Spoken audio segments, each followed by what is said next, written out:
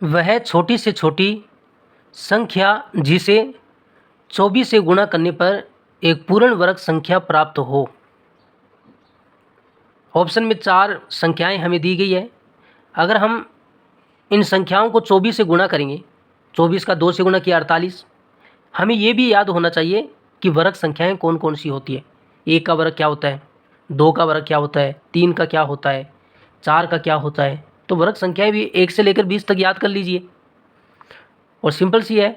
जैसे आपको निकालना है कि 8 का वर्ग क्या होगा, तो 8 को 8 से गुणा कर लीजिए तो 64 होगा।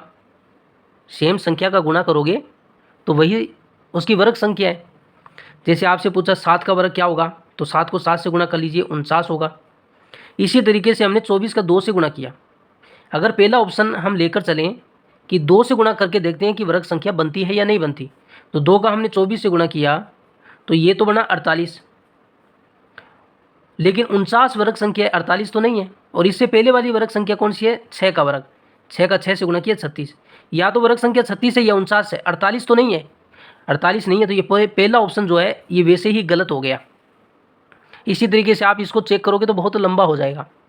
हम क्या करेंगे, 24 का अभाज्य गुणनखंड करेंगे।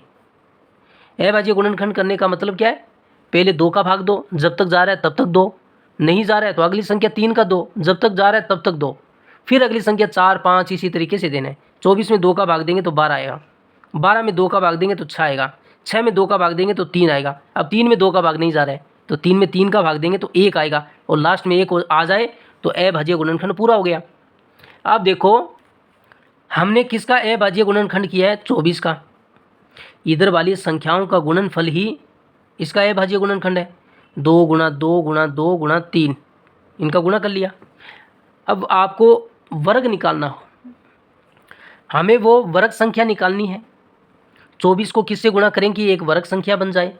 इन ऑप्शन में से हमको बताना है। 2 से हमने करके देखा तो 48 बना, लेकिन 49 वर्ग संख्या होती है। देखो वर्ग संख्या में आपको क्या करना है, सेम संख्या का एक जोड़ा बनाना है। जैसे 2 का 2 से गुणा किया तो एक जोड़ा बन गया।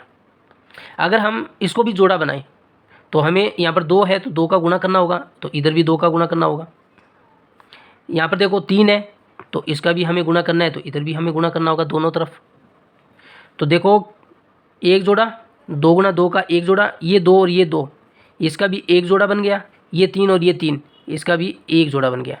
तो 24 को हमने किससे गुणा किया है, 3 गुणा 2, 6 गुणा 24, 24 को हमने 6 से गुणा किया है, तभी तो देखो ये जोड़ा बन गया। और जोड़ा तो ही बनाना है हमको, तो किससे गुणा करें 24 को कि वर्ग संख्या बन जाए, तो 6 से। तो ऑप्शन डी सही होगा।